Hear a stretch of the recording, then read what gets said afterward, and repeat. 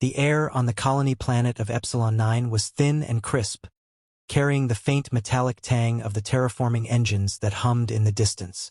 Sarah adjusted the straps of her tool belt, her calloused fingers brushing against the worn leather as she surveyed the homestead. The domed greenhouse glinted under the pale light of the system's twin suns, its panels reflecting the endless stretch of red-hued plains beyond. It was a quiet life, one she had carved out of the unforgiving terrain after Earth's collapse. A life she had built for Mia. Her daughter's laughter echoed from inside the greenhouse, a sound that never failed to bring a smile to Sarah's lips. Mia was 6, with her father's dark curls and Sarah's stubborn streak. She was busy tending to the hydroponic garden, her small hands carefully pruning the tomato vines. Sarah watched her for a moment, the ache of loss a familiar weight in her chest. Mia had never known her father, never seen the blue skies of Earth. But she had Sarah, and Sarah would move mountains to keep her safe. The comm unit on Sarah's wrist buzzed, breaking the tranquility. She frowned, glancing at the screen. The signal was weak, distorted by static, but the urgency in the voice on the other end was unmistakable. Mayday, Mayday, Zorathian scout vessel.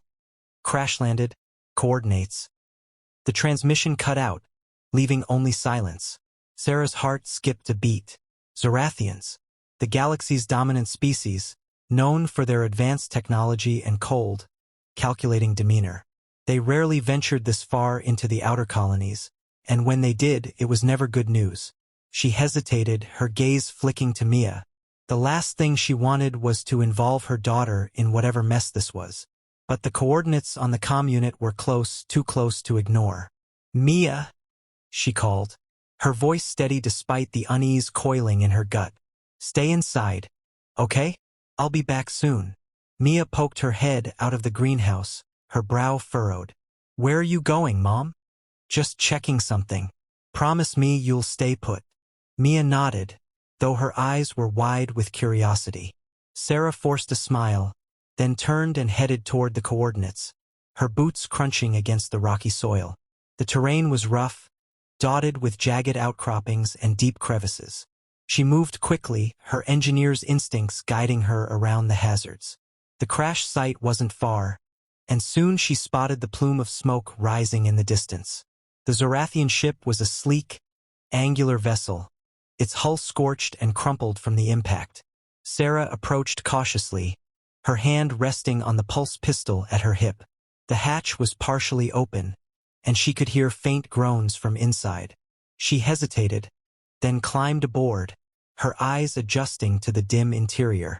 The pilot was slumped in the cockpit, his silver skin streaked with dark, viscous blood. Zorathians were tall and lean, with elongated limbs and sharp, angular features. This one looked young, his breathing shallow and labored. His eyes flicked open as Sarah approached, and he recoiled, his hand instinctively reaching for a weapon that wasn't there. Easy, Sarah said, holding up her hands. I'm not here to hurt you. You're injured. Let me help. The Zorathian studied her for a moment, his gaze wary but calculating. Finally, he nodded, his voice a low rasp. Thank you, human. Sarah knelt beside him, pulling a medkit from her belt. She worked quickly, her hands steady as she cleaned and dressed his wounds. The Zorathian watched her in silence, his expression unreadable. When she was done, he leaned back, his breathing easier. Why did you help me? He asked, his voice tinged with suspicion. Sarah shrugged. You needed help. It's what we do. The Zorathian's eyes narrowed. You are not like the others. Most humans would have left me to die. Maybe, Sarah said, packing up the medkit.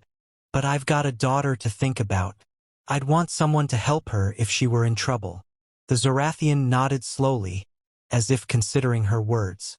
Before he could respond, a low hum filled the air, growing louder by the second. Sarah's stomach dropped as she turned toward the hatch. In the distance, a swarm of ships was descending, their sleek, black hulls glinting ominously in the sunlight. No, the Zorathian whispered, his voice filled with dread. They found me. Who? Sarah demanded, her pulse quickening. The Krylos, he said, his eyes wide with fear. A rogue faction. They've been hunting me. And the device I carry. Sarah's mind raced. The Krylos were notorious for their brutality, their attacks leaving entire colonies in ruins. If they were here, it wasn't just the Zorathian in danger. It was her homestead, her daughter. "We need to move," she said, helping the Zorathian to his feet. "Can you walk?" He nodded, though his movements were slow and unsteady. Sarah slung his arm over her shoulders, guiding him out of the ship. The Krylos ships were closing in, their engines roaring like thunder. She scanned the horizon, her heart pounding. The homestead was too far to reach on foot, and the Krylos would be on them in minutes. "There's a cave," she said, pointing to a nearby outcropping. "We can hide there until they pass." The Zorathian shook his head. "They will not stop until they have the device, and they will kill anyone who gets in their way." Sarah's jaw tightened. She had faced impossible odds before, but never with Mia's life hanging in the balance. She glanced at the Zorathian, her resolve hardening. "Then we'll make sure they don't get it." The Zorathian studied her for a moment, then nodded. "You are remarkable human." Sarah didn't respond. She was already moving, her mind racing with plans and contingencies. The Krylos ships were almost upon them, their shadows darkening the landscape. She tightened her grip on the Zorathian, her thoughts focused on one thing: keeping Mia safe, no matter the cost. As they reached the cave, the first of the Krylos ships touched down, their engines kicking up clouds of dust. Sarah crouched low, her pulse pistol in hand. The Zorathian leaned against the cave wall, his breathing ragged but his eyes sharp. "What's your name?" she asked, her voice barely above a whisper. "Kale," he replied. "Well, Kale," Sarah said, her gaze fixed on the approaching figures. "Let's see if we can't give them a reason to regret coming here." The Krylos emerged from their ships, their armored forms silhouetted against the twin suns. Sarah's heart pounded in her chest, her grip tightening on the pistol. She glanced at Kale, then back at the advancing figures. This was it. The calm before the storm. And the storm was coming. The cave was cold and damp, the air thick with the scent of wet stone and earth. Sarah crouched near the entrance, her pulse pistol gripped tightly in her hand. The Krylos were advancing, their heavy boots crunching against the rocky terrain. She could hear their guttural voices, harsh and alien, barking orders to one another. They were methodical, fanning out in a search pattern that would inevitably lead them to the cave. Kale leaned against the wall, his silver skin pale and slick with sweat. His injuries were worse than Sarah had initially thought, but his eyes burned with determination. He clutched a small, cylindrical device in his hand, the reason the Krylos were here. Sarah didn't know what it was, and she didn't have time to ask. All she knew was that it was dangerous enough to warrant an entire faction hunting them down. "We can't stay here," Kale whispered, his voice strained. "They'll find us." Sarah nodded, her mind racing. The cave was a dead end, with no other exits. If the Krylos reached them, they'd be trapped. She glanced at Kale, then back at the approaching figures. There were at least a dozen of them, heavily armed and armored. Against the two of them, one injured and the other a mother with no combat training, the odds were grim. But Sarah had faced grim odds before. She had survived Earth's collapse, the loss of her husband, and the harsh realities of building a life on Epsilon 9. She wasn't about to let the Krylos take her daughter's future away. "We need a distraction," she said, her voice low but firm. "Something to draw them away from the cave." Kale frowned. "What do you have in mind?" Sarah's gaze fell on the pulse pistol in her hand. It was a basic model designed for self-defense, but it packed enough power to cause a decent explosion if she overloaded the power cell. It was risky, but it might buy them enough time to escape. "Give me the device," she said, holding out her hand. Kale hesitated, his grip tightening on the cylinder. "This is not a toy, human. If it falls into their hands—" "It won't," Sarah interrupted, her tone leaving no room for argument. "But if we don't do something, they'll kill us both and take it anyway. Trust me." Kale studied her for a moment, then reluctantly handed over the device. Sarah tucked it into her belt, then began fiddling with the pulse pistol. She pried open the power cell compartment, her fingers moving with practiced precision. It had been years since she'd worked on anything more complicated than a hydroponic pump. But the skills she'd honed as an engineer came back to her in a flash. "What are you doing?" Cale asked, his voice tinged with alarm. "Creating a diversion," Sarah replied, her focus unwavering. She twisted a few wires together, then set the pistol on the ground near the cave entrance. "When this goes off, it's going to make a lot of noise and light. We'll use the confusion to slip past them." Cale's eyes widened. "You're going to blow it up?" "Not exactly," Sarah said, a faint smile tugging at her lips. "But close enough. Ready?" Cale nodded, though his expression was skeptical. Sarah took a deep breath, then activated the overload sequence. The pistol's power cell began to hum, the sound growing louder by the second. She grabbed Cale's arm and pulled him deeper into the cave, just as the first Krylo scout reached the entrance. The explosion was deafening, a blinding flash of light followed by a shockwave that sent debris flying in all directions. Sarah and Cale were thrown to the ground, the force of the blast rattling their bones. For a moment, everything was chaos, shouts of alarm, the crackle of flames, the acrid smell of burning metal. Sarah scrambled to her feet, her ears ringing. "Now!" she shouted, dragging Cale with her. They stumbled out of the cave, the smoke and dust providing cover as they made their way toward the rocky outcroppings. The Krylos were disoriented, some of them shouting in confusion, while others fired blindly into the smoke. Sarah's heart pounded in her chest, her adrenaline surging as they ran. She could feel Cale's weight slowing them down, but she didn't dare stop. The homestead was still too far, but if they could reach the ridge, they might be able to lose their pursuers in the labyrinth of crevices and canyons. "This way," she said, veering toward a narrow path that wound through the rocks. Cale followed, his breathing labored but his determination unwavering. They moved quickly, their footsteps echoing in the stillness of the canyon. Sarah ducked behind a boulder, her heart pounding as bullets ricocheted off the rocks around her. She glanced at Cale, who was crouched beside her, his expression grim. Cale's eyes widened as he realized what she was thinking. "You can't be serious. Without the control module, it's too dangerous. Do you have a better idea?" Sarah shot back, her voice sharp. Cale hesitated, then shook his head. "No." Sarah nodded, her resolve hardening. She pulled the device from her belt and held it out to him. "Then help me." Cale stared at her for a moment, then took the device. His hands moved quickly, his fingers dancing across its surface as he worked to bypass the safety protocols. The device began to hum, a low, ominous sound that sent a shiver down Sarah's spine. "It's ready," Cale said, his voice barely above a whisper. "But once I activate it, we'll have less than a minute to get clear."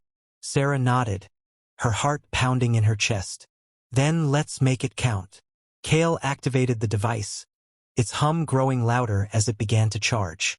Sarah grabbed his arm and pulled him to his feet, their movements frantic as they scrambled down the ledge.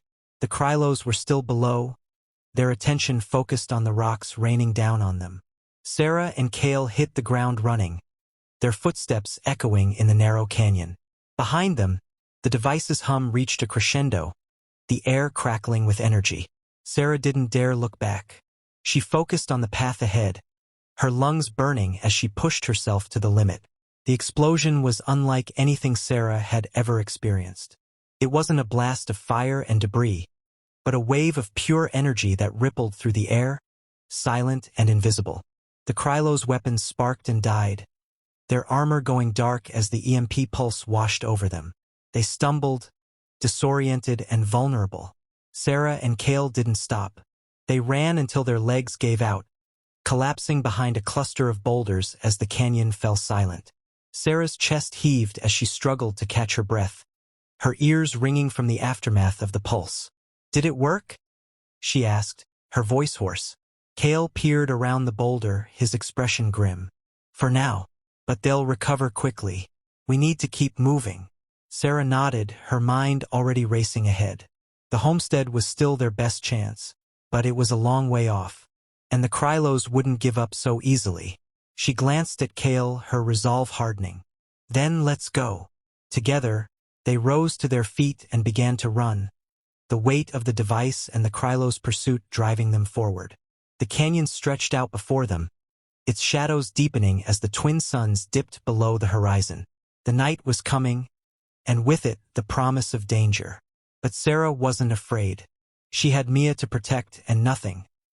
Not the Krylos, not the device, not even the limits of her own body, would stop her.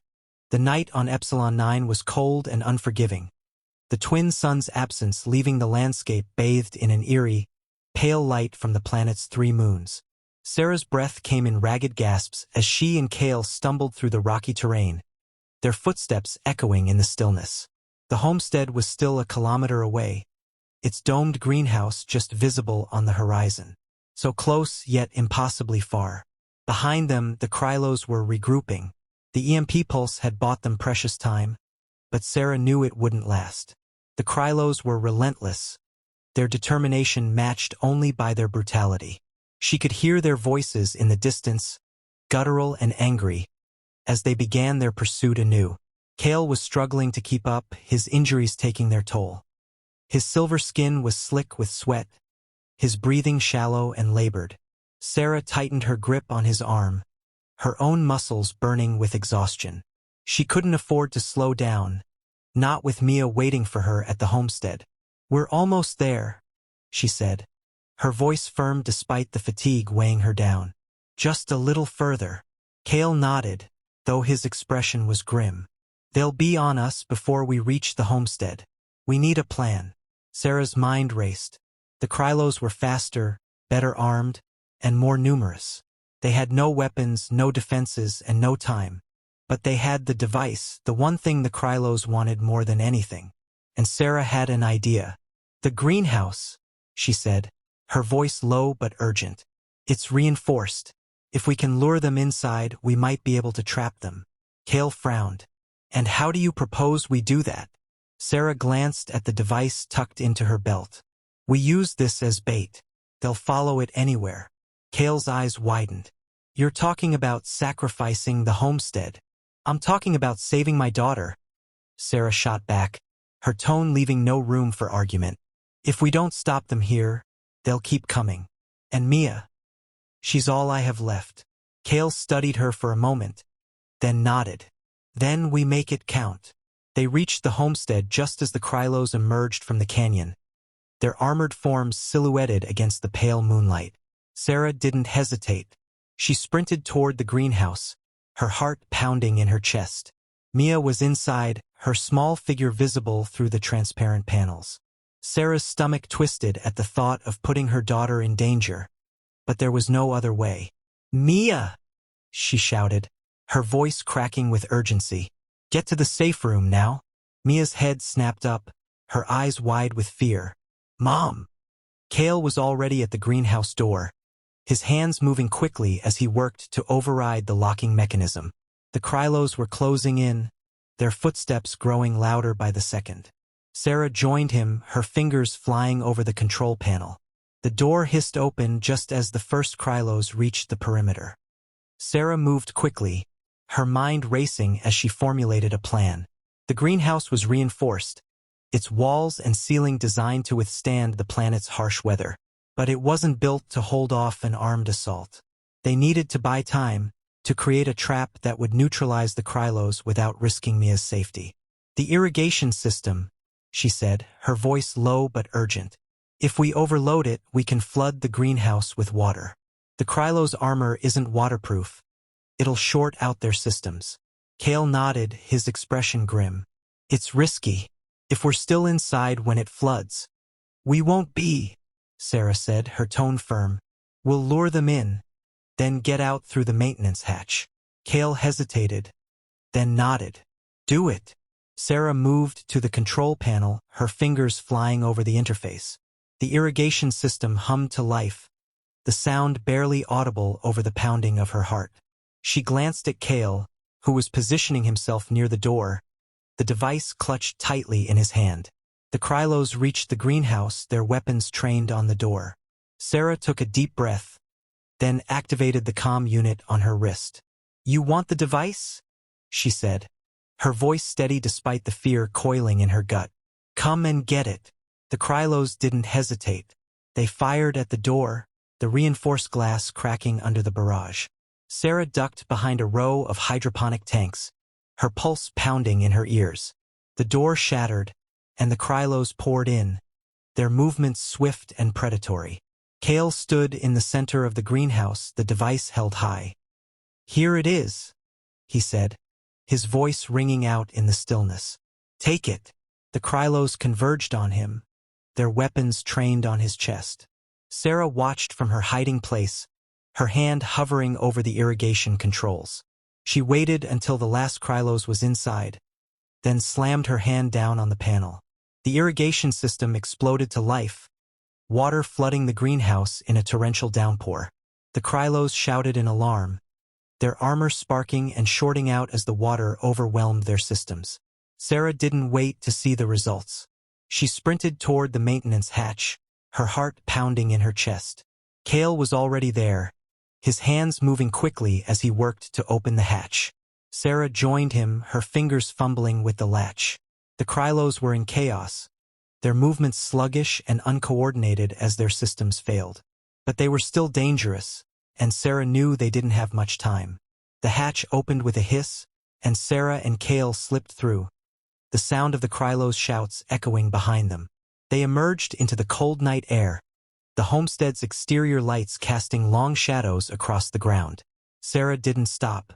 She ran toward the safe room, her heart aching with the need to see Mia, to hold her daughter in her arms. The safe room door was sealed, its reinforced surface unscathed by the chaos outside. Sarah punched in the access code, her hands trembling with exhaustion and fear. The door slid open, and Mia rushed into her arms, her small body shaking with sobs. "Mom!" she cried, her voice muffled against Sarah's chest. "I was so scared." Sarah held her tightly, her own tears streaming down her face. "It's okay, baby. I've got you. You're safe." Kale stood nearby, his expression unreadable. He glanced back at the greenhouse, where the sounds of the Krylos' struggle were growing fainter. "We need to go," he said, his voice low. "They'll recover soon, and they won't be happy." Kale hesitated, then held up the device. "There's a Zorathian outpost not far from here. If we can reach it, they'll protect us." Sarah looked at him, her mind racing. She didn't trust the Zorathians, not after everything she'd been through. But she didn't have a choice. The Krylos wouldn't stop, not until they had the device or until they were dead. Mia nodded, her eyes wide but trusting. Sarah glanced at Kale, then back at the homestead. It had been her home, her sanctuary. But now it was a battlefield, a reminder of the cost of survival. Together, they set off into the night, the weight of the device and the Krylos' pursuit driving them forward. The outpost was their only hope, but Sarah knew the journey would be fraught with danger. The Krylos were relentless, and the galaxy was vast and unforgiving. But Sarah wasn't afraid. She had Mia and she had Kale, and she had the strength of a human mother, a force that defied the impossible. As they disappeared into the shadows, the twin suns began to rise, casting their light over the horizon. A new day was coming, and with it, the promise of a future worth fighting for.